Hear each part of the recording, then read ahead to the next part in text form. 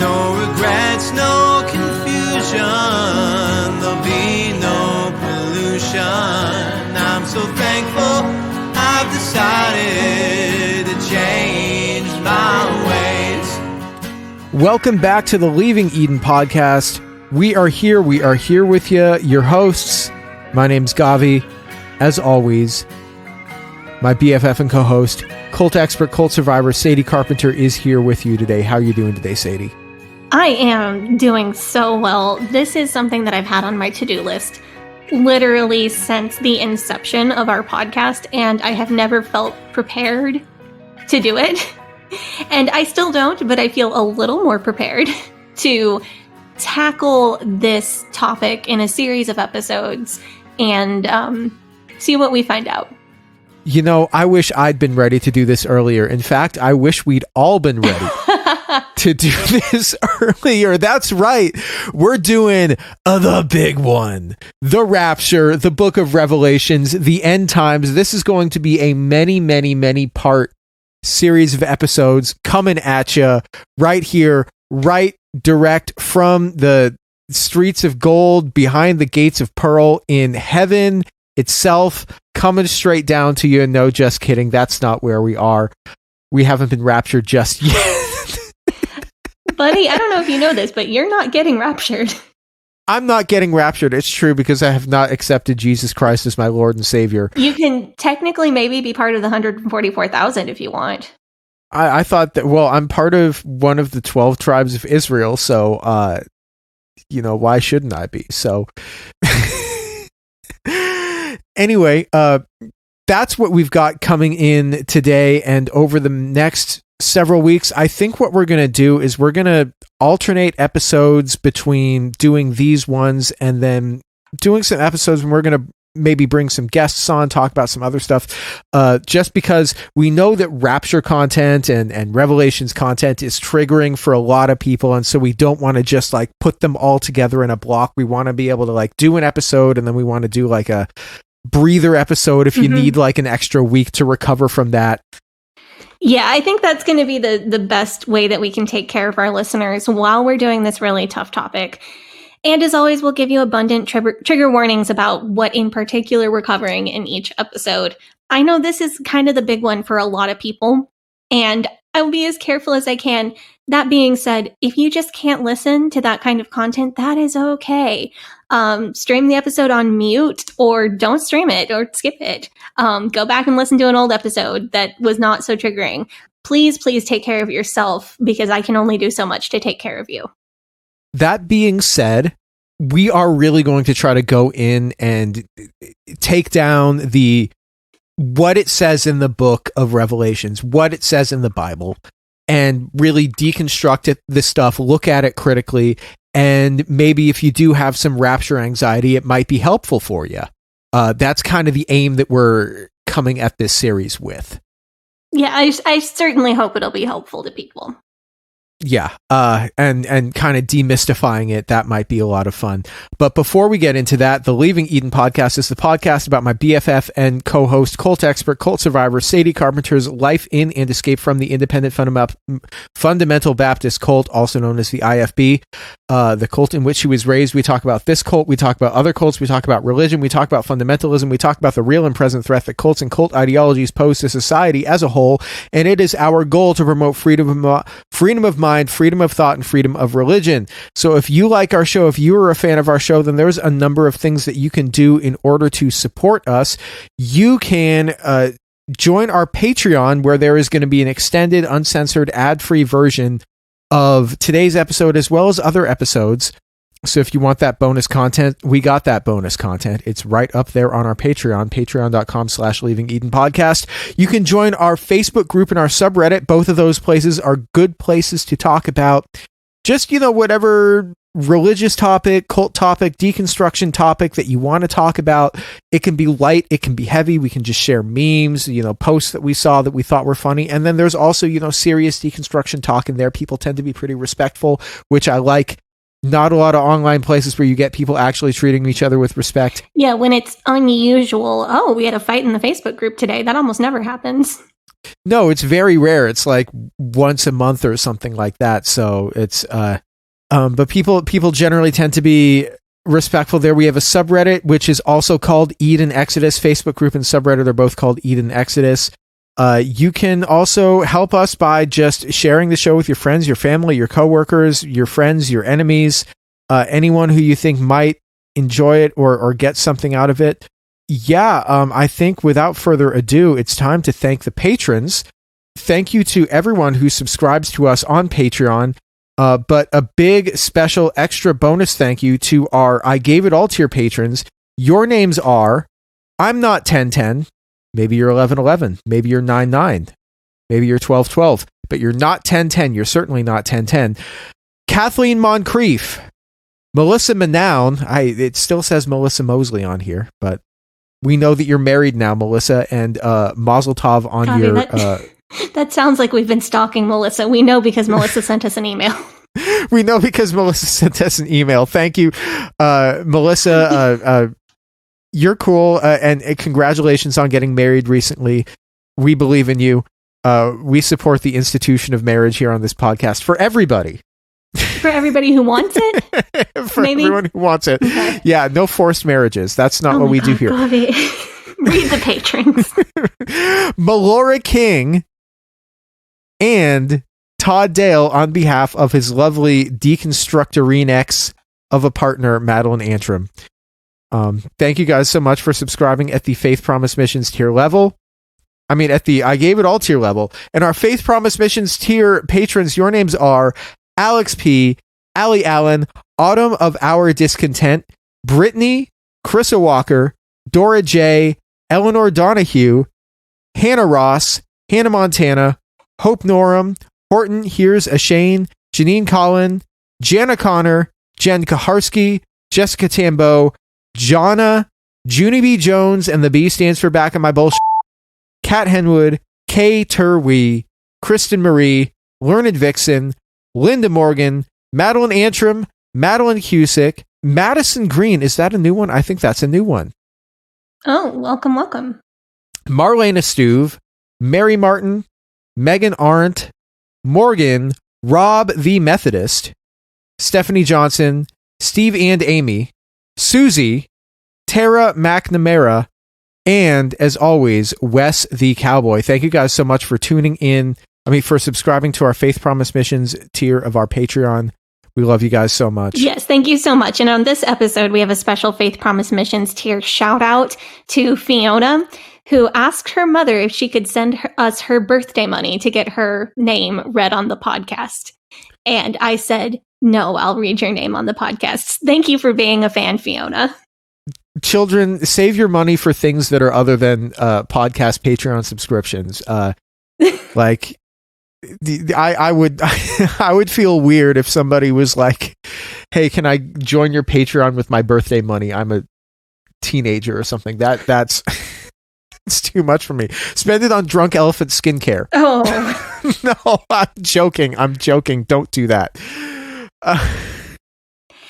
Anyway, thank you to our I Gave It All tier and Faith Promise Missions tier patrons, to everybody who supports us financially over on Patreon, to people who support us in non-financial ways, like subscribing on your favorite podcast player, following us on social media, being active and positive contributor in our social media groups, sharing us with friends and family in real life. All of those things are a huge part of why we have a platform and why we have the podcast that we do today. And I'm thankful every single day. Thank you. I feel like we're on NPR Pledge Week. We are forever on NPR Pledge Week. Forever we're on NPR Pledge Week. Sadie, will you hit us with the TW, the long extended Revelations length TW? In general, we talk about a lot of potentially triggering topics on this show, including but not limited to suicide and mental health, racism, misogyny, PTSD and PTSD symptoms, child abuse, mental, physical, and sexual abuse, and spiritual abuse, including guilt, shame, and fear. In most episodes, we'll mention at least a few of these topics. We try to avoid graphic detail unless it's relevant to the story that we're telling, and we do our best to give the audience a heads up if we do feel like we need to go into detail on any of these topics or anything else that we know can be triggering to listeners. This episode and the further episodes in this series are about the book of Revelation, end times prophecies, the rapture, all of that sort of thing. On this first episode, we're going to be sticking pretty close to what the text says without doing a lot of interpretation. In future episodes, we're going to discuss the IFB interpretation, and then we're going to do some deconstructing the book of Revelation, which I'm really looking forward to. The whole episode will be about Rapture, Revelation, and end times, and there will be some gory details, just what is in the text on this particular episode. In today's episode, like Sadie said, we're starting our series about the book of Revelation, the rapture, end times, all of the different interpretations of this book, its origins, and the place that it holds in the Christian canon, and how different Christian groups see this book. And over the course of doing this podcast, it's been almost 4 years since I think we recorded the first episode in like May of 2020, and right now it's April of 2024. So it's been almost 4 years. Mm-hmm. Over the course of doing this podcast, I have read the entirety of the Bible, except for Revelation, because I had been saving Revelation to do a special episode on. Of course, if you're fundy, you'd probably say that I haven't read the Bible at all because I haven't read it in King James Version. What versions have you been reading? Just out of curiosity. The version that I use for the Hebrew Bible is the JPS Tanakh, which is the Jewish Publication Society. That's the version that I use whenever I'm looking at like Hebrew Bible stuff, or as Christians call it, the Old Testament, that kind of stuff. But when it came to New Testament stuff, I was mostly using the NIV because I found the language much easier to understand. When we went into Revelation, I was asking Sadie, what version should I look at it in King James? And she was like, well, you should look at it King James and then use either. Were you saying the RSV, the NIV, a couple of other ones that you recommended to me that you were like, these are ones that you could use for reference? Yeah, the versions that I recommend will be different depending on what what passages I'm expecting you're going to read in them. If somebody's going to read the book of Psalms, I'm going to send them straight to King James because the poetry is really beautiful. Same with Song of Solomon. If you're going to read poetry books, just go to King James. It's pretty. If you're reading anything in the New Testament that is not about gender issues in the church, go to ESV. If you're reading anything in the New Testament that is about gender issues in the church, read anything but the ESV. Particularly, I like RSV and NIV for New Testament. I haven't really settled on a favorite translation for Old Testament yet, but we're not doing that today, so it doesn't matter. I did, for what it's worth, when I started reading through this book of the Bible, I started trying to read it in King James, and I just found it to be too, like, King Jamesy, and I was trying to just understand the meaning of the text, not, get into doing Bible numerology and Bible math off of it, so it didn't really matter as much that I wasn't reading the King James, I think. So you read what for this series? For this series, I read Revelation. What version? What translation? Oh, I read the NIV. Okay. You may have said that and I may have missed it. So no. I read for this episode, I read Revelation on BibleGateway.com with side-by-side King James and ESV. So that was what I chose for this episode. I have almost no sources. I just read the text and wrote down what it said in the simplest way that I possibly could. And I'll make little notes and explanations about the interpretations that are common, but I'm not going to get into the weeds on interpretation. We're going to level set by talking about what is in the text. So Revelation, for those who don't know, Revelation is the last book in the New Testament. It is a work of apocalyptic literature. It is like the seminal work of apocalyptic literature, I think. Revelation tells of a coming doomsday, a return of Jesus to earth, a coming battle between the forces of good and the forces of evil, all of the classic tropes. And while it is not the first work of apocalyptic literature, it is probably the most famous, the most legendary work of apocalyptic literature. However, the first ever work of apocalyptic literature is widely regarded to be a different book of the Bible. And I would like to talk about that book, the origins of the genre itself, and the events that spawned its creation because I think they're relevant to talking about the book of Revelation. Okay. So can I do that? Sure thing. According to the biblical narrative, about 3,000 years ago, the 10th century BC, King Solomon had a temple constructed in Jerusalem. This temple is known as Solomon's Temple, also known as the First Temple. It was the holiest place on earth for the Israelites. It was constructed on Mount Moriah, where the patriarch Abraham had built the altar on which he was going to sacrifice his son Isaac. And so this is the spot where God sent the angel down to stay his hand. And this is the spot where Abraham entered into the binding covenant. Within this temple, there was the Holy of Holies, which was a windowless room that could only be entered once a year by the high priest, once a year on Yom Kippur by the high priest. And in this windowless room was kept the Ark of the Covenant. So in the 6th century BC, the Babylonians conquered the kingdom of Judah, besieged Jerusalem, destroyed Solomon's temple, and captured and took many Judeans back with them to Babylon.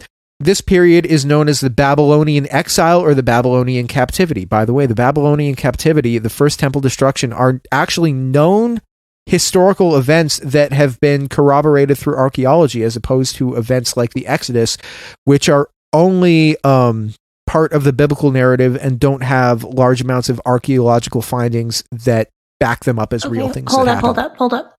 I was told that archaeologists found like a bunch of Egyptian chariots on the bottom of the Red Sea from when God parted it and the Israelites escaped through the waters and the Pharaoh tried to chase them down. Is that not accurate? I'm going to add that to our list of is that a hoax thing that we can research. Thank you, last week's episode. I think people had fun with that. Let's see. Yeah, I was told that there was like a ton of Egyptian chariots and horses and soldiers from the right era found on the bottom of the Red Sea. Then again, I was also told that Nessie was proof of creationism, so... Well, you have to wonder how they would have found those chariots. Did they like use the same submersible that they sent down to like look at the Titanic? Are we going to have like the Christian version of the Ocean Gate thing where they're building a Red Sea submarine to go down and I mean, there are Christians who hike all over the place looking for the Ark. That's true. I watched a lot of Kent Hovind talking about that. No, I have added chariots to the bottom of the Red Sea to our list of potential episode topics. It's like 400 topics long, so maybe we'll get to that. The Babylonian exile is largely recounted in the Book of Daniel, which is one of the final books of the Hebrew Bible.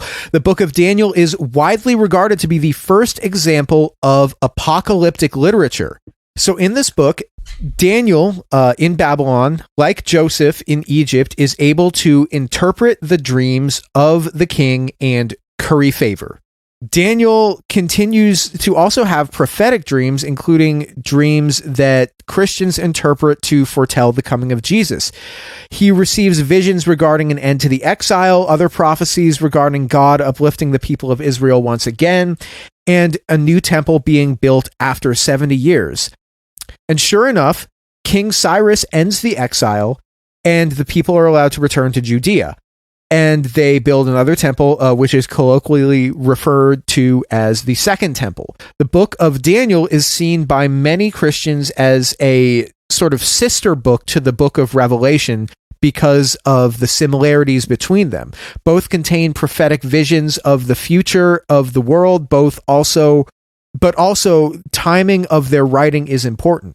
So Revelation, which is English for the Greek word apocalypse, was written somewhere between like around 95, 96 CE, about 63 years after the death of Jesus and about 25 years after the destruction of the Second Temple, which occurred in 70 CE, when the Roman armies besieged Jerusalem, just like the Babylonians did, destroyed the temple, just like the Babylonians did, and took the Judean people back to Europe as slaves, just like the Babylonians took the Judean people, the Israelites, back to Babylon as slaves. Fun fact, the 60,000 Judeans taken as slaves by the Romans not only provided the slave labor used to build the Roman Colosseum, but also became the ancestors of most of the Jewish community that developed in Europe over the last 2,000 years. So, yay for that. Actually, not yay for that. That's not a good thing. Slavery isn't good. I was just waiting for you to get to the end of that thought. Yeah, that's not a fun fact. I'm sorry. Yeah, but at this point, I don't need to interrupt you because I know your brain will catch up. Yeah. I just take a pause and wait. I think that it is important to note that these similarities are there because this idea of an end to the world that is prophesized about in the book of Daniel, as well as the idea of the end of the world that is prophesied about in the book of Revelation, is something that I at least see coming as a direct response to the destruction of the temple in Jerusalem, which to the Judean people of the day would have truly seemed like the end of the world. So while the death of Jesus clearly had an effect on the author, I think that the author was... because it was 60-something years after the death of Jesus, it's possible that the author was not old enough to have been alive at the same time as Jesus, but it is also very possible that the destruction of the temple in Jerusalem could have had just as big effect on the book's author. The other thing regarding the destruction of the Second Temple is this was prophesied in the Olivet Discourse. So in the Gospels, there are, Matthew 24 and 25, Mark 13, and Luke 21. Jesus gives a prophecy about the end of the world and the kingdom of God coming. He kind of starts it out by referencing, do you see this temple? He points to the temple. Yes, we see the temple. Well, this temple will be destroyed, but I could destroy it and rebuild it in 3 days. So that's seen as a prophecy about the temple of Jesus himself being crucified and dying and then resurrected in 3 days. But it's also seen as a prophecy about the destruction of the Second Temple. And Jesus ties that event to the end of the world. That's going to be important for later. Yes. So if the John that wrote Revelation is the John that I tend to think wrote Revelation, he would have been there for that. Speaking of John, the author of Revelation, known by many as John of Patmos because he resided on the island of Patmos when he wrote this book. So scholars disagree on the details of exactly who this John was. Many early scholars and early theologians thought it was John the Beloved, the same John who wrote the Gospel of John.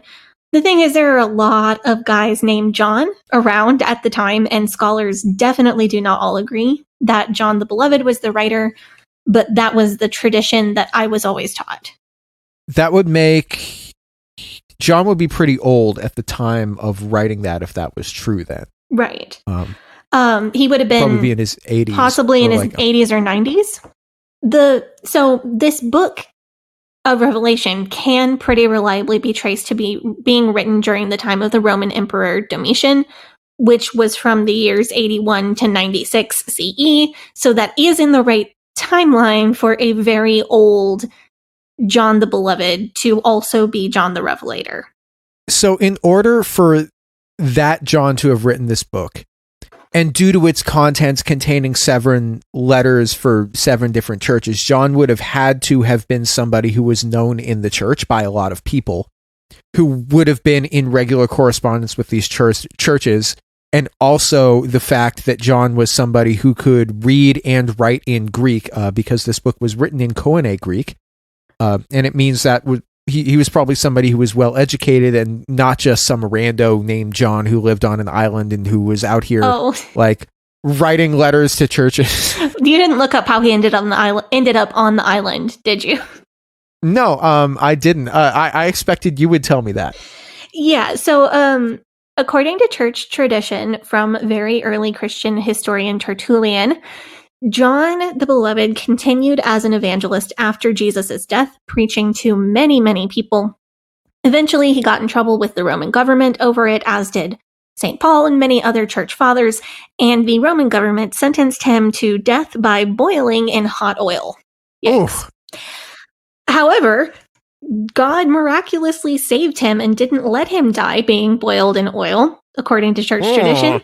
And the Romans wouldn't execute him twice for the same crime because the Romans are more merciful than the state of Alabama.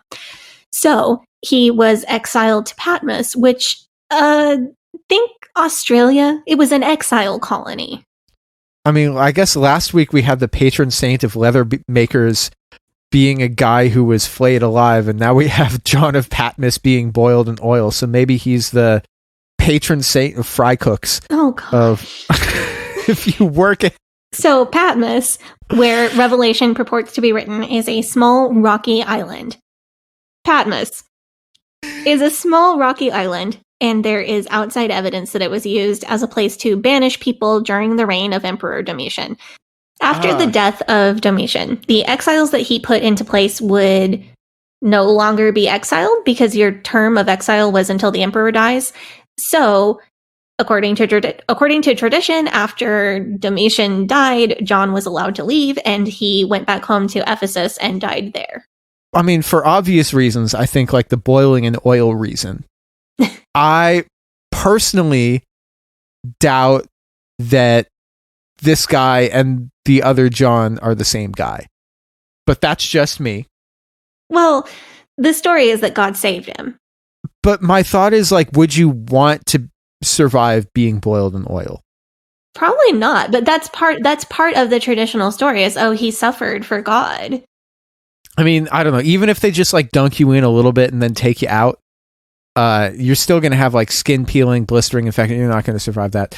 Yeah, I mean, I have heard theories that, you know how people can walk over hot coals because there's just a tiny bit of dew or dampness on their feet, and that water boils and turns into steam and prevents their feet from actually touching the coals. Have you ever heard that one? So maybe he was like really sweaty when they dunked him in. Exactly. So there could, hypothetically, be a scientific reason. It's pretty unlikely, but it could happen.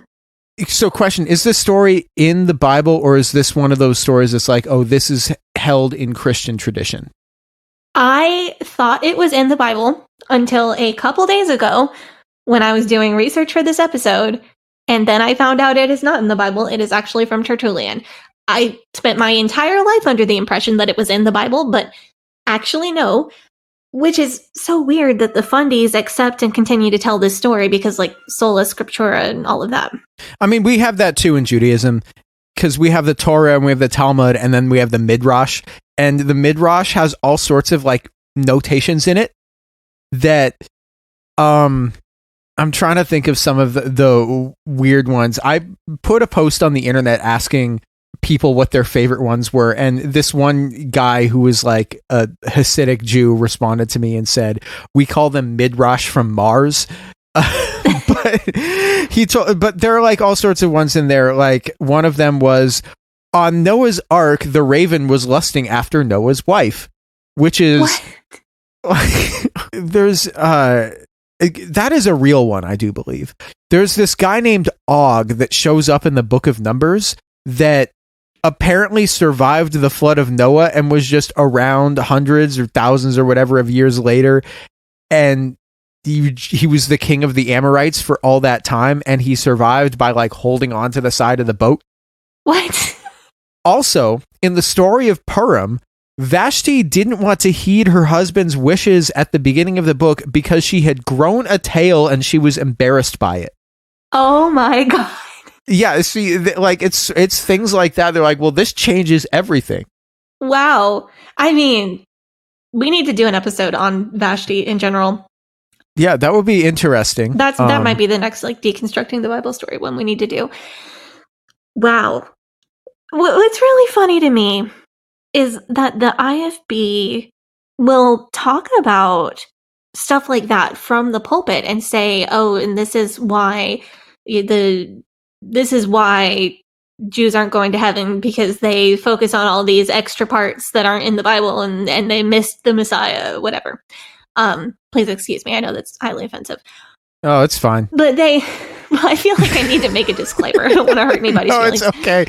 Like, the IFB will criticize Judaism and other religions for doing that, and then they will also still do it because they criticize Catholicism for focusing on church history and bringing tradition in as another source of understanding outside of scripture.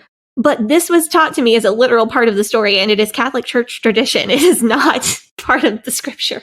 We're going to get more into that, and we're going to revisit who wrote Revelation and the historical provenance around the texts later on in the series. Because today I want to dig in and cover just the skeleton of what is in the text. So I want to read a couple verses from the first chapter. I'm reading in ESV, trying to avoid reading in King James just because I don't want to double trigger the people who are already triggered. Yeah, you're going to trigger hella people if you read in King James. So this is chapter 1, verse 1 and 2, the revelation of Jesus Christ, which God gave him to show to his servants the things that must soon take place. He made it known by sending his angel to his servant John, who bore witness to the word of God and to the testimony of Jesus Christ, even to all that he saw. So that verse is also what makes people think that John the Beloved is also John the Revelator, John who bore witness to the word of God. That is John chapter 1. In the beginning was the Word, and the Word was with God, and the Word was God. The same was in the beginning with God. All things were made by him, and so on and so forth. And to the testimony of Jesus Christ. So if you take that conjunctive prepositional phrase, and to the testimony of Jesus Christ, that's two prepositional phrases. Anyway, if you apply those to bore witness to as the verb, then it is saying that John bore witness to the testimony of Jesus Christ, which would mean that likely John the Beloved would be the identified John. That was way off the rails. My grammar nerd people love me and everybody else hates me now. Hey, you know what? I criticize you for getting a lot of fun out of diagramming sentences, and now here I am eating crow. Learning that it's useful. Learning that it's useful. It's extremely useful for Bible. That's why they made us do it so much in Christian schools. So John, moving on to verse 9 through 11a. I, John, your brother and partner in tribulation and the kingdom and the patient endurance that are in Jesus, was on the island called Patmos on account of the word of God and the testimony of Jesus.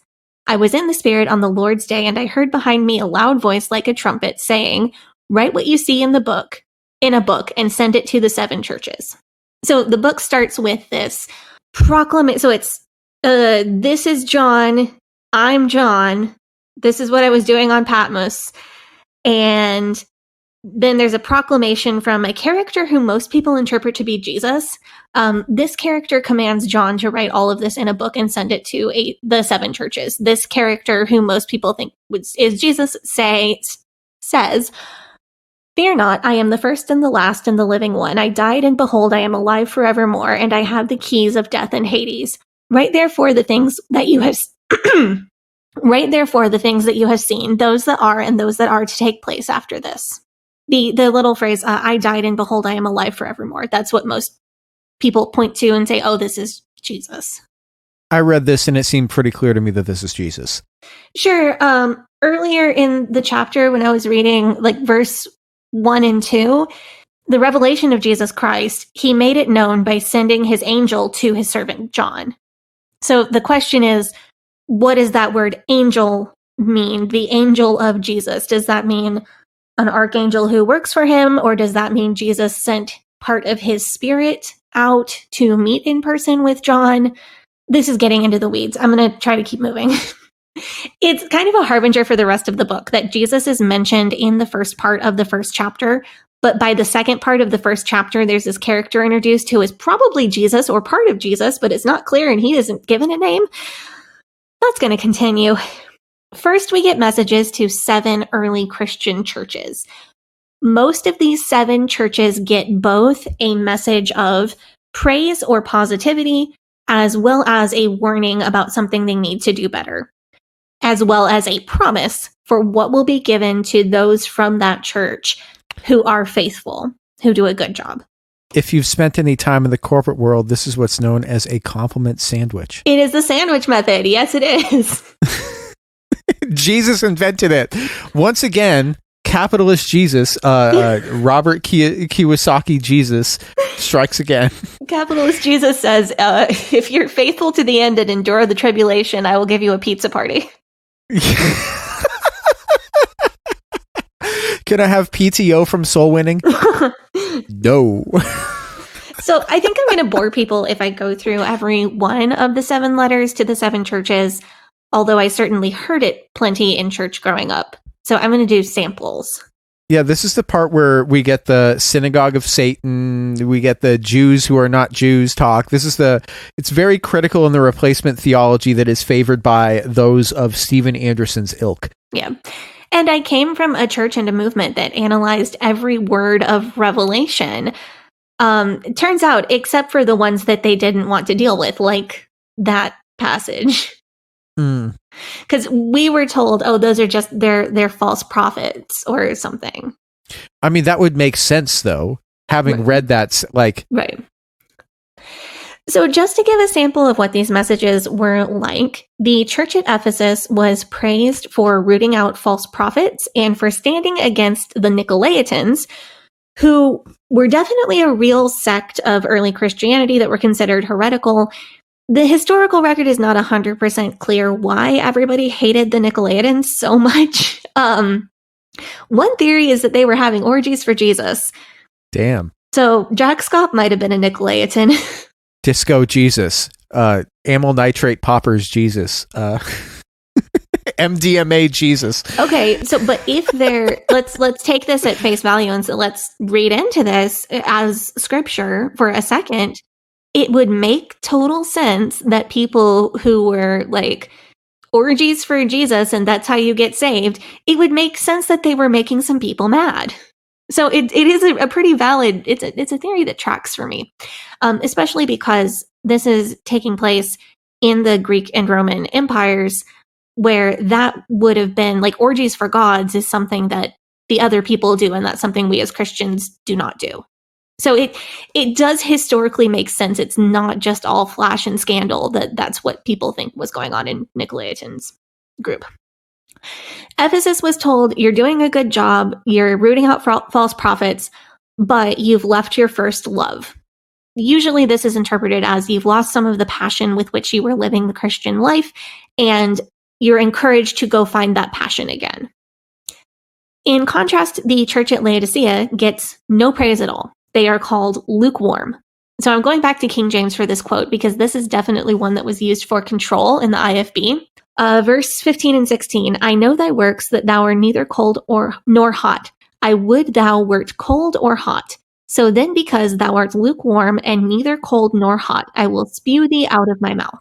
The letters to the churches are a common preaching topic in the IFB, but the specific messages to Ephesus and Laodicea come up pretty commonly.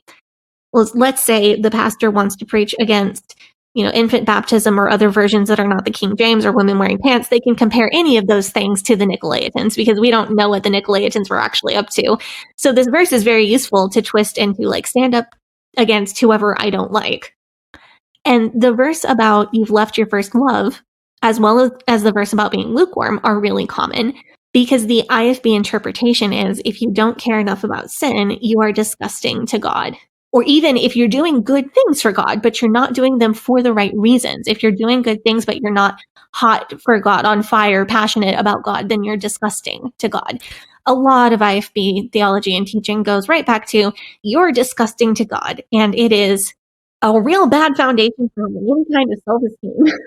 So the IFB are criticizing each other in the way that you would if you were a Bachelor contestant trying to cast aspersions on your competitor. Yes, you're here for the wrong reasons.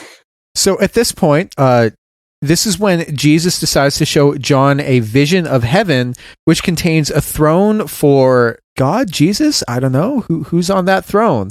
We don't know. We don't see. But he's surrounded by 24 elders in thrones, as well as various animals and, with 7 eyes. angels that look like birds that are covered in eyes. A lot of eyes going on here. Indeed. They're living creatures. I don't know if I'm going to even try to interpret that. So, starting in chapter 4, yes, this is the introduction to all of the end times stuff, the prophecy of what is to come. I think it's super important to note that the first couple verses in chapter 4 are sometimes interpreted to be about the rapture. I think this is a really wonky interpretation, and removing these verses from the context of the rapture takes like half of the scriptural support for the rapture and like 90% of the scriptural support for a pre-tribulation rapture away. But that's just my opinion. Here's the verses from chapter 4. After this I looked, and behold, a door standing open in heaven. And the first voice which I had heard speaking to me like a trumpet said, "Come up here, and I will show you what must take place after this." At once I was in the Spirit, and behold, a throne stood in heaven with one seated on the throne. In King James, that phrase, "come up here," is rendered as "come up hither." And that is used in a ton of media songs about the rapture. The connotation of the trumpet is used in other verses that may or may not be about the rapture. But as you'll see, there are trumpets going on through most of the Revelation narrative, and I think that's shaky evidence. I don't think, oh, there's a trumpet, that means the rapture. I don't think that works. Personally, I don't think Revelation 4, 1, and 2 are in any way about the rapture. I literally think it's just John's introduction into the apocalyptic part of this vision. And so much of pre-trib, premillennial futurism, the belief that Revelation is an actual prophecy about stuff that has not happened yet, and all Christians are going to be raptured before the tribulation. And then we have rapture, tribulation, Armageddon, millennium, last battle, forever with God. So much of that is based on this verse needing to be about the rapture. And I think that's just terrible evidence. But we're coming back to that. After these verses, there's this very rich and vivid description of the throne room of God. There are these otherworldly creatures around it. There are songs of praise for God, 24 elders who sit around the throne. I think we should go take up the offering and come back talking about Revelation, starting with chapter 5, and get into the narrative there. Hey, Sadie here. If this is your first time listening to the Leaving Eden podcast, make sure you go back and check out episode 57. It's a primer episode for new listeners. That episode tells my personal story and gives you all the terms and information that you'll need to know going forward. Also, check out our cult true crime series, The First Family of Fundamentalism, so that you can get the whole cult story. If you like our show, you can support us by joining our Patreon, where we have extended and uncensored episodes as well as other bonus content available. You can also join in the discussion in our Facebook group. That group is called Eden Exodus. Tell a friend, tell a family member, tell your worst enemy. The Leaving Eden podcast is a fully independent podcast, and we really appreciate your support. Now, back to the show. We are back from our break. We're talking about this book of Revelation, the last book in the Bible. And now is when we really start cooking with gas. We're hearing the trumpets. Although when I hear the, heaven trumpets, I think of the Sunday Night Football theme. I hear ba-da-da, ba-da-da, ba-da-da, ba-da-da, ba-bum-bum-bum, ba-da-bum, ba-da-bum, ba-da-bum, ba-ba. Is that what heaven sounds like? I hope so. Sunday Night Football in heaven? Is that Sunday Night Football or is that Monday Night Football? I can't remember. Yeah. Or it could be bum, bum, bum, bum, bum, bum, I bum, don't bum. know, but there's no time in heaven, so it does all football all the time. But if there's no time in heaven, then how do they play football? That's a real good question. If there's no time in heaven, get the then Ouija board. We need to ask my dad that one. I mean, if you get raptured up into heaven, we'll get to that later. So Jesus comes to John and gives him a vision of heaven. And in heaven, Jesus is holding a scroll. This scroll is very important because it's got 7 seals on it. And by seals, we're talking about a wax seal that's used for sealing letters, right? We're not talking about the animal seal. Okay. The angels in heaven tell John that he would not be able to open the seals, and even if he could, he would not be able to read what was written on the scroll anyway. Jesus is holding a scroll with seals, and the Son of Man, who meets John back in chapter 1, who was dead and now is alive forevermore, is with John, and then there's somebody sitting on the throne holding a scroll. Not positively identified as Jesus or the Son of Man character, so maybe that's God. And then the elders say, the Lion of the tribe of Judah, the Root of David, has conquered, and a lamb appears with 7 horns and 7 eyes, and the lamb takes the scroll from the guy on the throne and starts opening the seals. So Jesus is the lamb. So I don't know who that is that's standing next to John or sitting on the throne.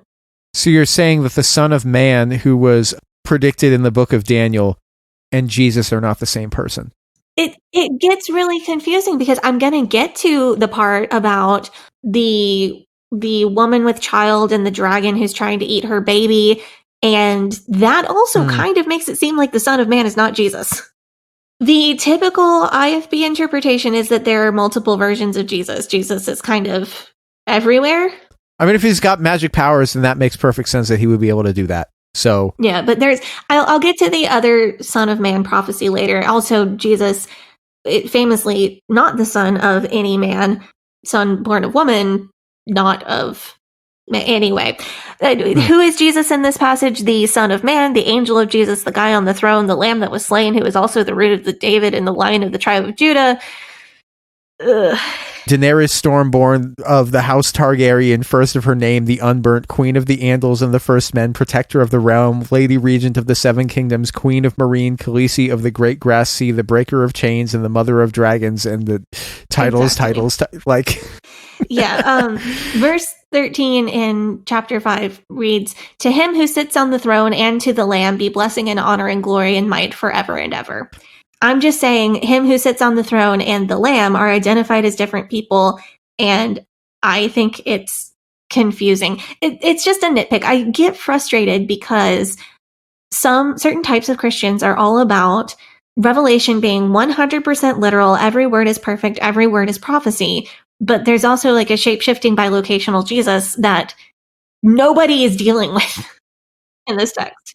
Wait, so you're saying that Jesus isn't literally a lamb and that he's not going to do songs with Sherry Lewis?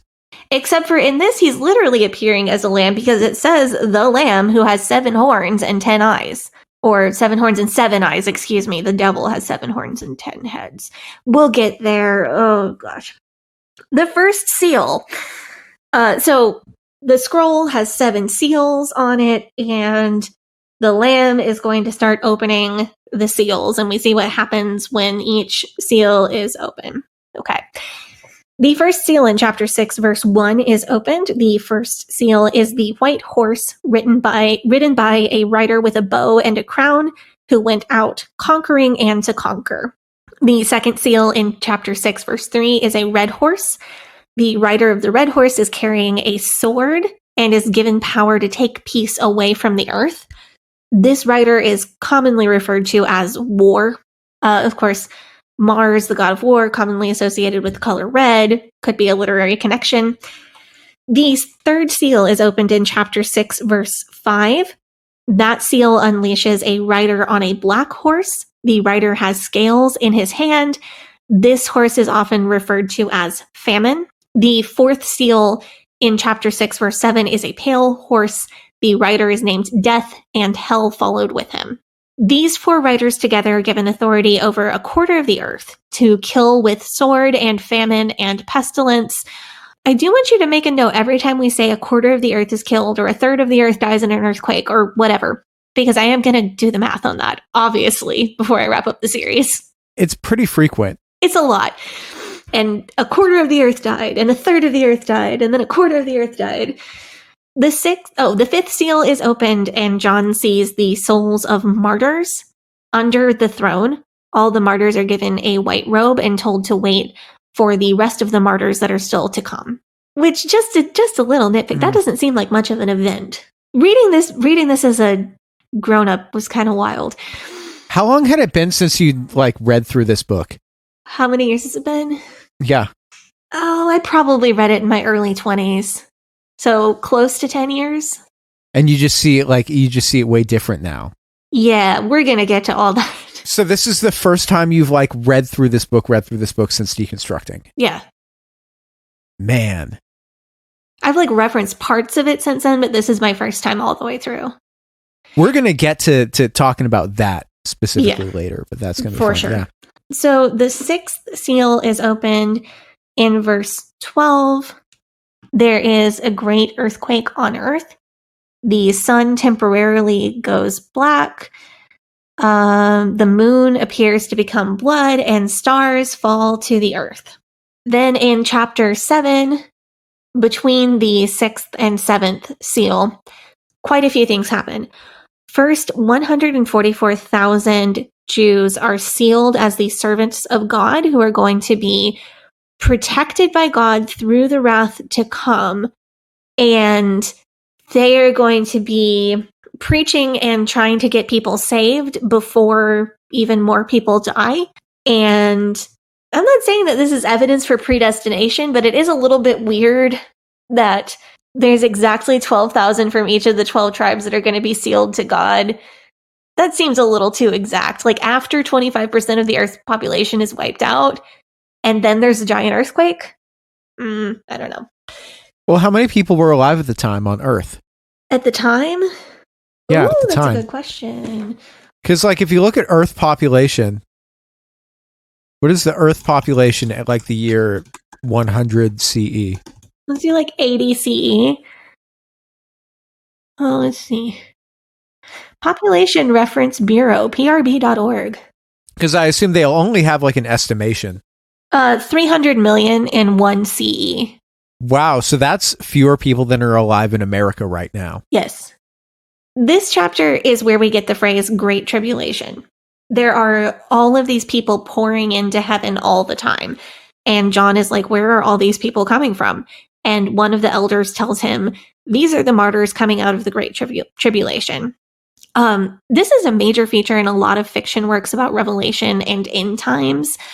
The idea is getting martyred for Jesus during the tribulation makes you a special kind of martyr, and you go straight to heaven. Do not pass go. Do not collect 200 years in purgatory. Do not, because we'll get to it when we talk about the Great White Throne Judgment, but there's reason to think that people who die during the tribulation and are not saved kind of get put on hold until the Great White Throne Judgment. But those who die during the tribulation and are saved get to go straight to heaven. I'll get back to it. The Lamb opens the seventh seal, and there's total silence in heaven for about half an hour. The seventh seal judgment is the 7 trumpet judgments.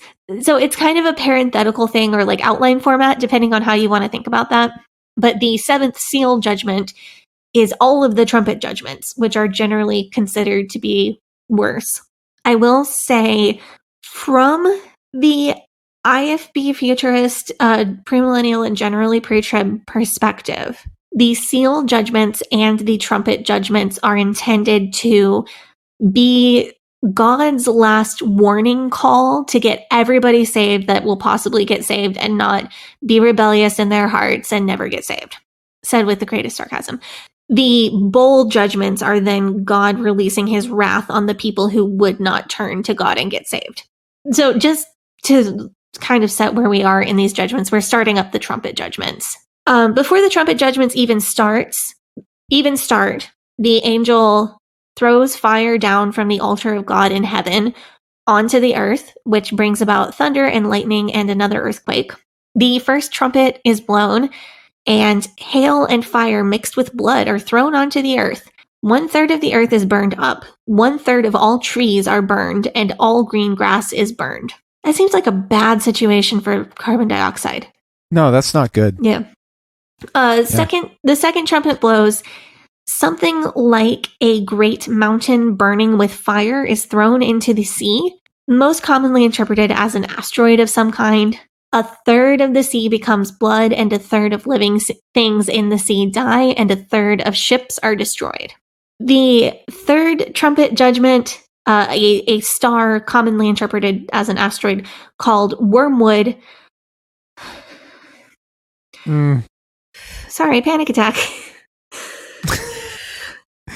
I thought you were laughing at the name Wormwood. No, I got over an hour. Woo!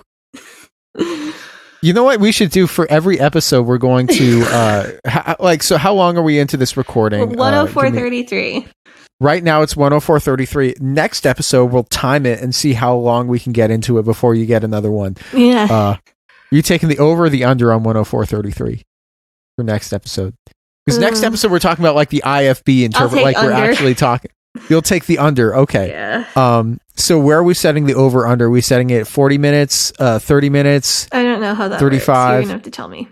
The over under is like, why isn't the over under at 104.33? well, because we think it's going to be less than that because we're talking specifically about futurism. Right. So if it's before 104, then I win, and if it's after 104, then you win, right? Yeah, I think it's going to be less than that. Okay. Just because, but Okay. you know what? I believe in you. But I'm not betting on you. You can bet on yourself. That's the move. Always bet on yourself. So, the third trumpet is blown, and a star called Wormwood, this is also commonly interpreted as being an asteroid hitting Earth. Wormwood falls on 1/3 of the rivers and springs, and 1/3 of the water in the world becomes wormwood, and people die because of lack of access to clean water. For what it's worth, wormwood is a plant that has a very bitter taste. It would have been familiar to, interestingly, both early church readers of Revelation as well as to European readers for much of the last 2 millennia. You may be familiar with wormwood as one of the plants that flavors absinthe, which personally I just cannot get into. Wormwood is toxic in extremely high doses. In the second trumpet, 1/3 of the sea becomes blood and 1/3 of the living things in the sea die. And then the third trumpet, 1/3 of rivers and springs become contaminated. Just to track how bad things are getting for the people on Earth during this hypothetical judgment. The fourth trumpet, the sun, moon, and stars are darkened by 1/3. It's not specific whether it's like 1/3 of all the stars go out or every star is dimmed by 33 1/3%, or what? Or if the sun shines 1/3 less time every day. That's not going to be good for people's seasonal affective disorder. Right. Seriously. I remember this being an event in the Left Behind series where they talked about the sun. They interpreted in that series as the sun being darker. Man, that would really suck in winter in Oregon. It's true. Very far north. The last 3 trumpets, number 5, 6, and 7, are also known as the 3 woes. The 5th trumpet, a star, again, falls from heaven to earth, but this star represents a person who is given the key to the bottomless pit, aka hell. And this person opens up hell, and locusts with the power of scorpions come out of the smoke of the bottomless pit and are given free rein to torment anybody who does not have God's seal on their foreheads. They can torment people for 5 months, but they can't kill anyone. These are sometimes portrayed as horse-sized locusts or sometimes as small insects shaped like horses. Because of the way the description is written, whatever size they are, they work directly for the devil. And this may have been the part of the Left Behind novels that freaked me out the most. Sadie, would you rather fight a locust the size of a horse or a swarm of horses that are the size of locusts? I think a swarm of horses that are the size of locusts. But they have scorpion tails. Don't forget the scorpion tails. Oh, scorpion tails. Okay. What? So then we get this nice little break before the 7th trumpet. There's almost like a pageantry kind of display. An angel comes down from heaven with a little scroll in his hand. The angel puts his right foot on the sea and his left foot on the land, and then 7 thunders sound. Then the voice from heaven tells John to go get the scroll from the angel. So John goes and gets the scroll. Then the angel tells him to eat the scroll. The angel says it will make your stomach bitter, but in your mouth it will be sweet as honey. So John eats the scroll, and sure enough, it tastes sweet, but it makes his stomach bitter, which I assume just means it gives him a stomach ache. Really bad acid reflux. So John is given a measuring stick and told to measure the temple of God in heaven, but only the inside part of the temple and not the courtyard. Then he's told about the 2 witnesses, which is kind of a major big deal for people who believe that Revelation is literal and coming. This is interesting because it's not something that John sees happen, that he's just told about them, when almost everything else in the story is something that he sees play out in his vision. So he's told that there are going to be 2 witnesses. They will prophesy for 1,260 days, or 3.5 years, 42 months. They will have power to pour fire from their mouths and kill anyone who gets in their way. They will be able to bring plagues on earth, and this power lasts until they finish their prophecy. When their prophecy is ended after 3.5 years, the beast that comes from the bottomless pit will kill them, and their bodies will lie in the public street for 3.5 days. But then God will raise them from the dead very publicly, and they will ascend up into heaven. So up at this point, basically we're doing table setting, right? So if you're trying to predict the rapture, these are the things that you're looking for. Right. These are like the events or the things that you're looking for, but the rapture hasn't happened yet.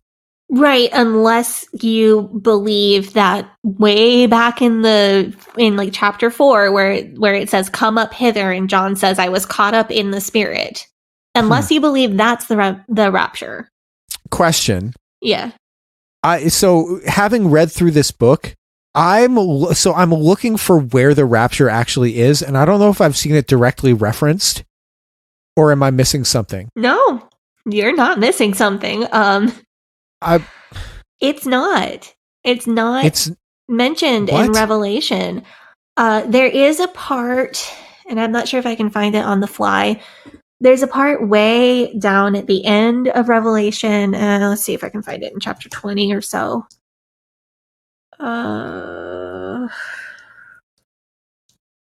What? Let's try chapter 19. No, seriously, the rapture is not described in Revelation.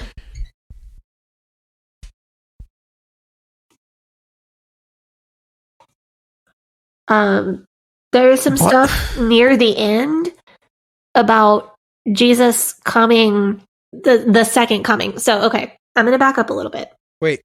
We're dealing with multiple, I'm going way off script here. We're dealing with multiple events, okay? So the rapture is one event. Armageddon, where Jesus fights the devil and beats him forever, well, for 1,000 years, is another event. The millennium, where Jesus reigns on earth for 1,000 years while the devil's in jail, is a different event. After the millennium, there is a final battle. Jesus conquers Satan forever and throws him into the bottomless pit where he can do no more harm ever again. The futurist premillennial pre-trib view is that the events happen in the following order: the church age, the rapture, 3.5 years of tribulation, 3.5 years of great tribulation, the second coming, Armageddon, the millennium, the final battle, the marriage supper of the Lamb. Jesus is Jesus forever, devil's gone. Woohoo. But the rapture isn't. Wait. Oh, you're so confused. So there was this part way back in like chapter 4 where the Spirit said, come up hither. And then John says, a door was opened in heaven and I was in the Spirit and I saw these things which must be hereafter. That's it. But that's not saying everybody who is saved and is a Christian gets zoomed up into heaven and their bodies are going to disappear on earth, but they're going to go up into heaven. Right. And then everybody. But so that stuff. Where the does this come from then? Thessalonians and the Olivet Discourse, not Revelation. So I told you in the Olivet Discourse, in Jesus's personal prophecy that he made in the Gospels, Jesus ties the rapture to the end of the world to the destruction of the Second Temple. Like all of these things are not necessarily happening at the exact same time, but they are all related and causational towards each other. That's not a real word. They're all related and have a cause and effect relationship on each other. Then you add in the book of Daniel, the 70 weeks prophecy, because that ties in with 7 years and 3.5 years and 1260 days and all of this stuff. You do some math. And then the only place the actual rapture is described in the Bible is in Thessalonians. But what does it say there? is that like saying like I was caught up in the spirit has a much more reasonable explanation if you like it in a work of text where there's like a Holy Spirit coming down to show him a vision saying, "Oh, I was caught up in the spirit." Like it's not just the Holy Spirit saying, "Come here a minute, I want to show you something." Yeah, like that's a much more reasonable explanation of like, come here, dude. I want to show you something. I'm going to show you stuff that's going to happen in the future. Hold on, I'm looking for Thessalonians. Hold on. I have to sing this. Like the guy on the throne is Jesus out of it, or like the guy on the throne is God or Jesus or so. Like I feel like I'm really fucking losing it because I've read through the whole Bible except for this book because I was saving this and I'm like, okay, this is the part with the rapture in it. I'm going to save that for there. And I just assumed that it was in there, but it's not in there. Right. And I also feel like I need to inform you that actually the book of Revelation is hella mid-trib or post-trib rapture. And so is the Olivet Discourse. And I just found that out like 3 days ago. I'm like texting pastors that I know, like, hey, have you noticed that the Olivet Discourse is actually hella post-trib rapture? And Revelation is pretty either mid-trib or post-trib, and that pre-tribulation rapture is really not in the Bible. Well, then, okay, I mean, and I guess we'll talk about this in the coming weeks. I want to know where the pre-trib... Because, like, you could say, oh, the people getting zoomed up to heaven, the martyrs who are getting zoomed up to heaven in Revelation, you could say, oh, that's the rapture. Right, but no, those are dead people. Those are martyrs who died, not live people who get beamed up. It's not like, ba, ba, da, ba, ba, ba, ba, and then suddenly... Right, which is exactly how it's portrayed in every bit of media about it. Okay, I found the verse. Please, nobody make fun of me for not knowing where it was and for my trouble finding Thessalonians. That's incredibly embarrassing. 1 Thessalonians 4, starting with verse 13. And I'm reading King James because that's which Bible I grabbed first. But I would not have you to be ignorant, brethren, concerning them which are asleep, that ye sorrow not, even as others which have no hope. For if we believe that Jesus died and rose again, even so them also which sleep in Jesus will God bring with him. For this we say unto you, by the word of the Lord, that we which are alive and remain unto the coming of the Lord shall not prevent them which are asleep. For the Lord himself shall descend from heaven with a shout, with the voice of the archangel, and with the trump of God, and the dead in Christ shall rise first. Then we which are alive and remain shall be caught up together with them in the clouds to meet the Lord in the air, and so shall we ever be with the Lord. Wherefore comfort one another with these words. So the theological controversy in the book of Thessalonians, the people that Paul was writing to were nervous that it's like some of their church members had already died.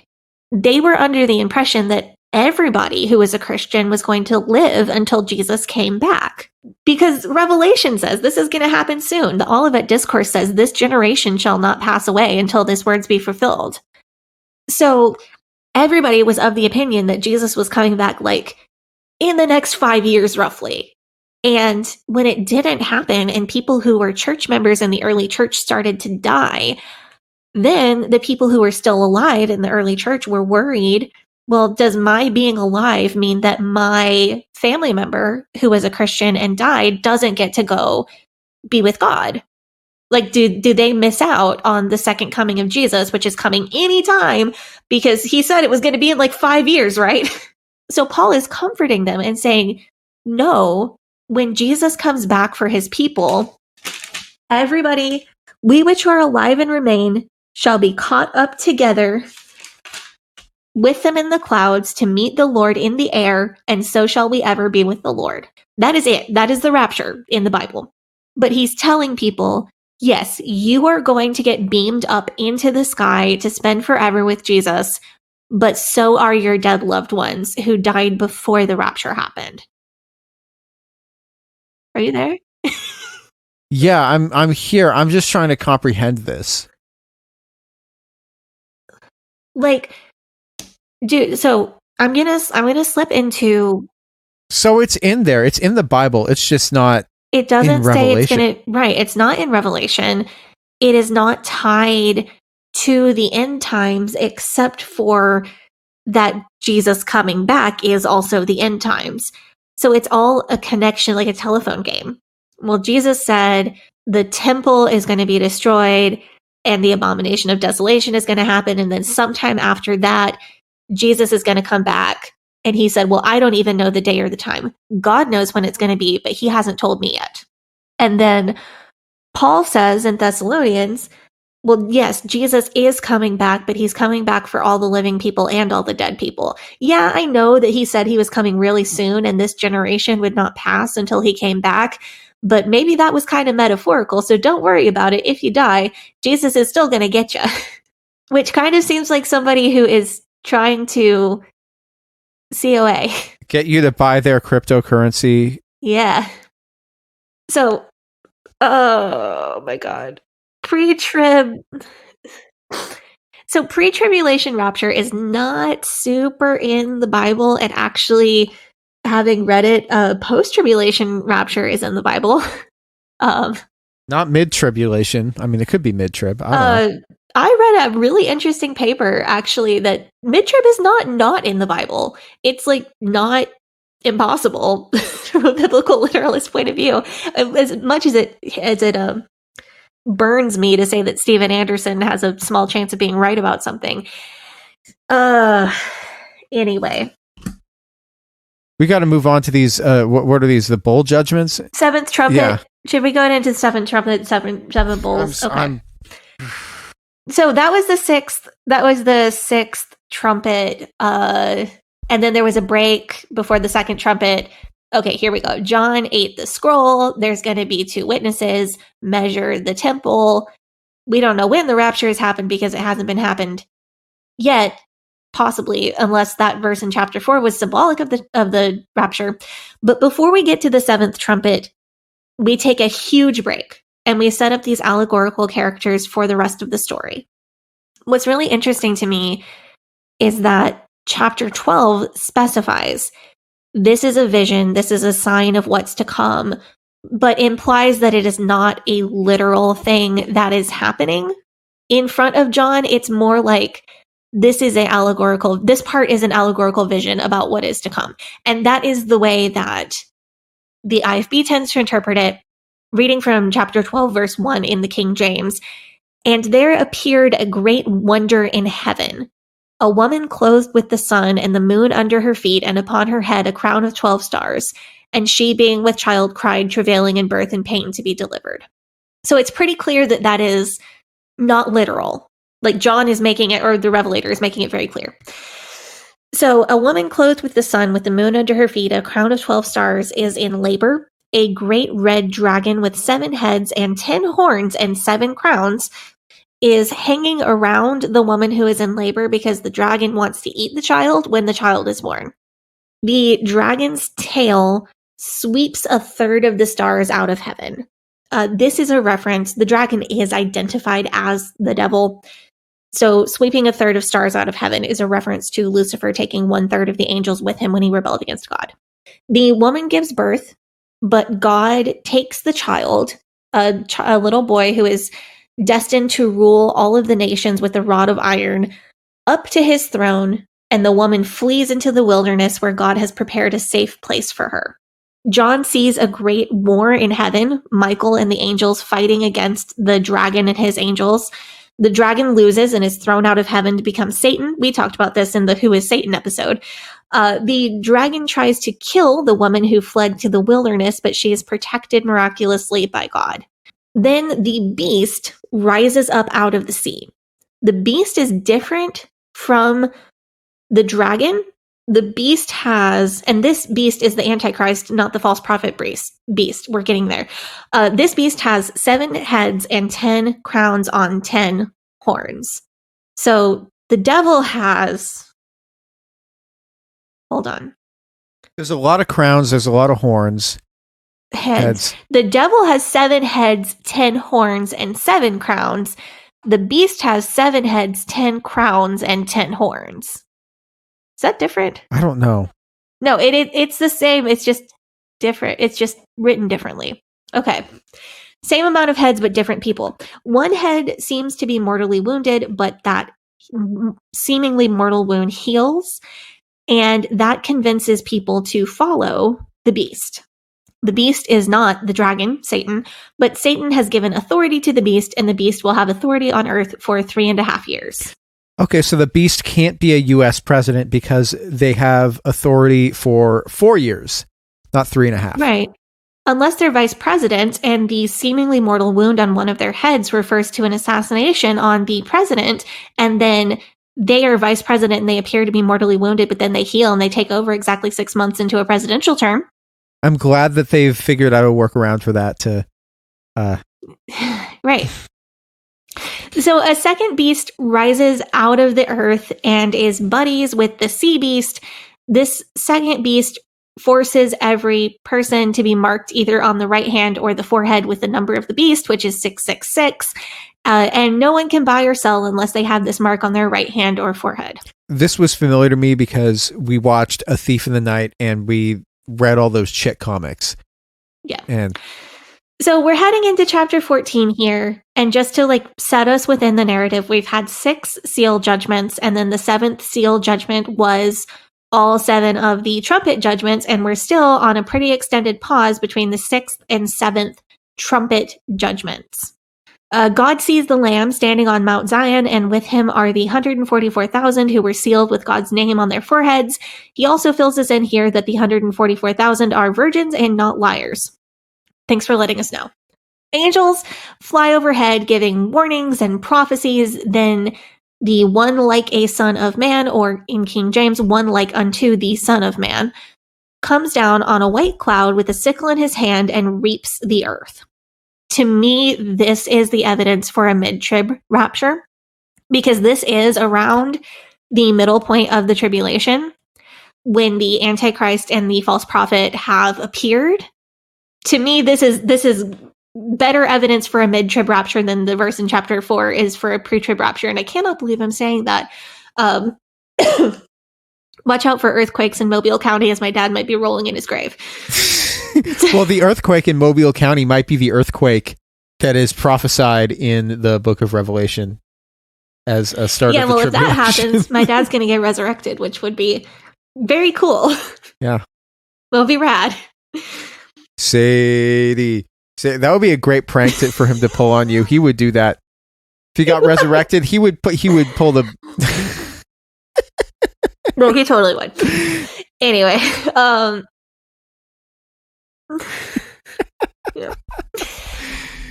So, the one like a son of man, or one like unto the son of man, comes down on a white cloud with a sickle in his hand and reaps the earth. Another angel comes with a sickle and reaps all of the grape harvest of the earth and throws it into the great winepress of the wrath of God.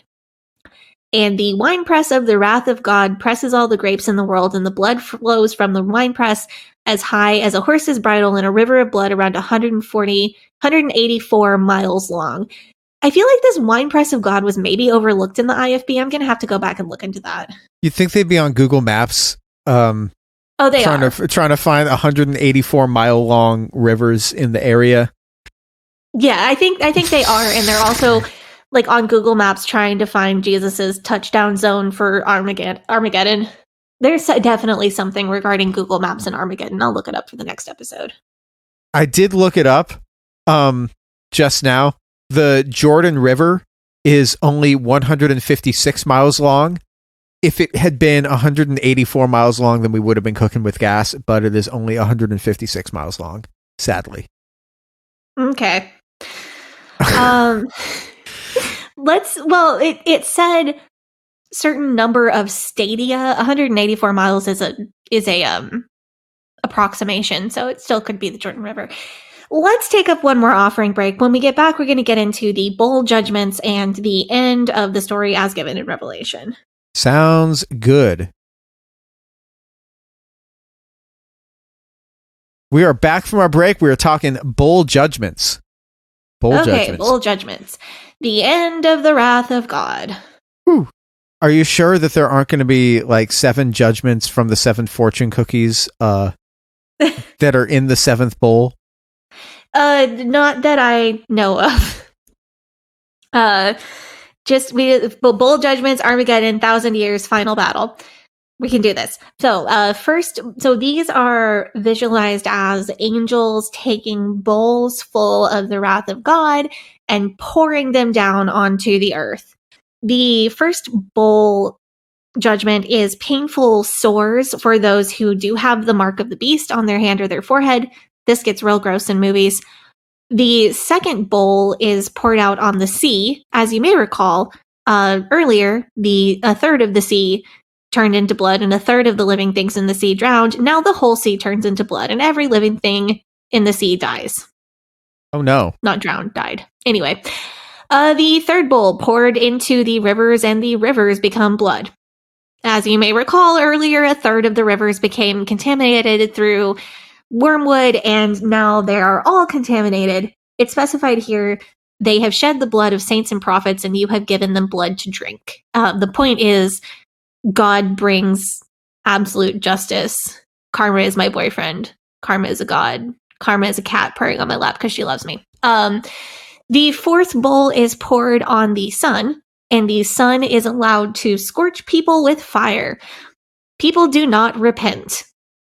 A lot of these plagues just sound like climate change. I don't know, man. I think that the third bowl judgment sounds like St. Patrick's Day because they're dyeing the river green with the blood of leprechauns.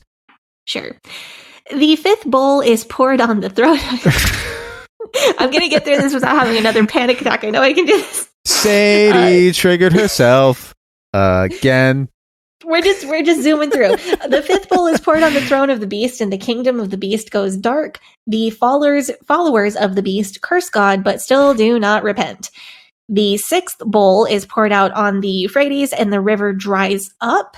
Not that river was doing anybody any good, because it had been turned into blood, but the Euphrates River needs to dry up for the kings of the nations to meet at Armageddon to have the final battle. 3 unclean spirits, like frogs, come out of the mouth of the dragon, the beast, and the false prophet. The 3 unclean spirits assemble all of the kings of the world at Armageddon. Then we actually get to the 7th bowl. I think whoever wrote this knew how to build tension, because we were supposed to have 6 seals, but then the 7th one, we were supposed to have 7 seals, and then the 7th one was actually, surprise, 7 trumpets. And then we were supposed to have 7 trumpets, and the last one was kind of a non-deal, and then we actually get the 7th bowl. I don't know if I'd call it building tension. For me, I feel like we're on season 9 of How I Met Your Mother, and I'm ready for them to wrap. I just want to see how it ends at this point. The 7th bowl is poured into the air. A voice from the temple of God in heaven says, "It is done," echoing the last words of Jesus on the cross. The greatest earthquake of all comes. The great city, wherever that is split into 3 parts, and 100-pound hailstones rain down on earth. And that's the end of the wrath of God. That's it. That's all he's got. So we get another interlude, kind of like the pause between the 6th and the 7th trumpets. One of the angels who had the 7 bowls grabs John, and the 2 of them are carried away in the spirit to a wilderness to see a different vision. John sees a woman portrayed as a sex worker sitting on a scarlet beast with 7 heads and 10 horns. The beast, not the woman. She is dressed beautifully with gold and jewels, and she is holding a golden cup full of her own immorality. Quick TW for swerfy language in the King James. On her forehead is written a name. In King James, it reads, "Mystery Babylon the Great, the mother of harlots and abominations of the earth." And she is drunk with the blood of the saints and the martyrs. Wonder how drunk the saints' blood gets you. Like, what proof do you think it is? I think that depends on what the saints were drinking recently. Yeah, well, if John of Patmos is a saint, then my money is on ayahuasca and bath salts. This woman and then the woman back in chapter 12 who was in labor are huge characters that interpretations tend to center around.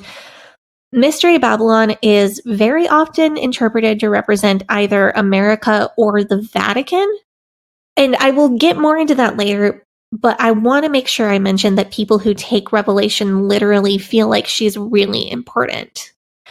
The angel basically, so the angel says to John, here, I'm going to give you a super clear interpretation. And then the angel goes off on this interpretation that does not make anything clearer. I'm not going to read all of it, but I'm going to read you a sample of the super clear interpretation that this angel gives. The beast that you saw was and is not, and is about to rise from the bottomless pit and go to destruction. And the dwellers on earth whose names have not been written in the book of life from the foundation of the world will marvel to see the beast, because it was and is not and is to come. This calls for a mind with wisdom. The 7 heads are the 7 mountains on which the woman is seated. They are also 7 kings, 5 of whom have fallen. One is, the other has not yet come. And when he does come, he must remain only a little while. As for the beast that was and is not, it is an 8th, but it belongs to the 7, and it goes to destruction. That doesn't really make things clearer, does it? No, parts of this make total sense. Like, the 7 heads are the 7 mountains on which the woman is seated. The ancient city of Rome was built on 7 hills. I really tend to think that's what's being referenced here. People will find a way to make it about either the Vatican or America. 7 kings, 5 of whom have fallen. One is, the other has not yet come. That seems pretty clear. They're talking about the last 5 kings of someplace, and then whoever the next guy is going to remain only a little while.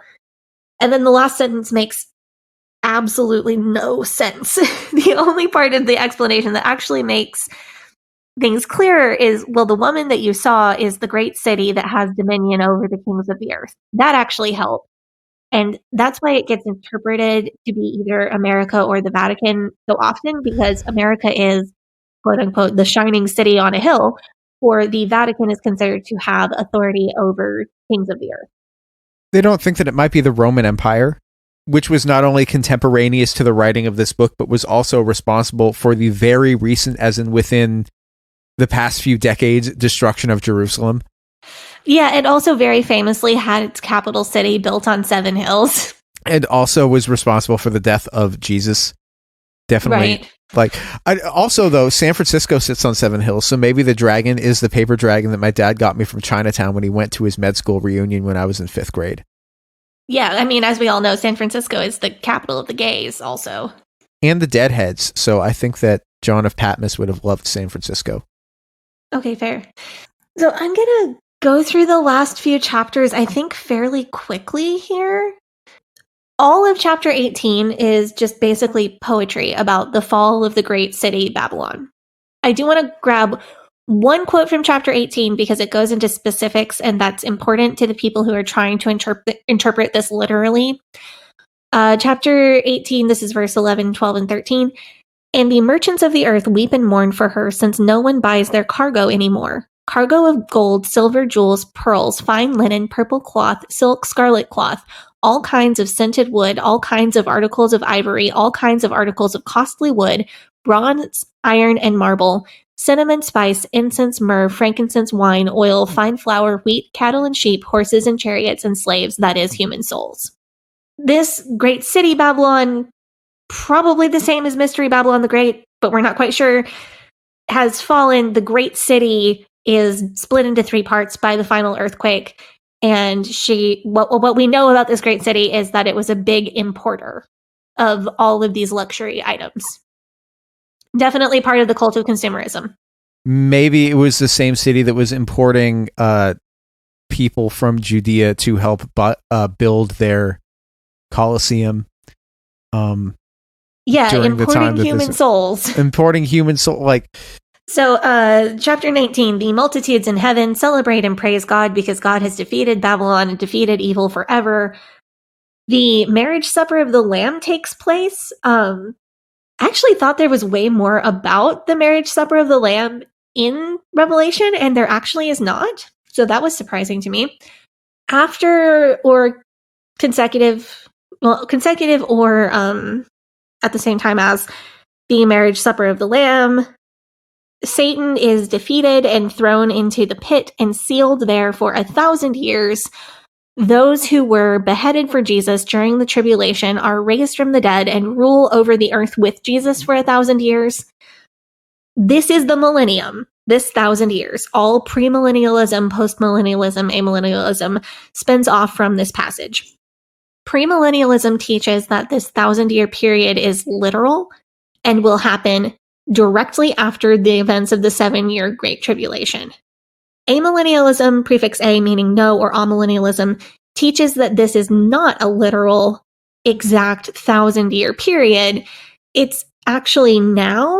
It's Jesus reigns on earth because Jesus reigns over the hearts of Christians.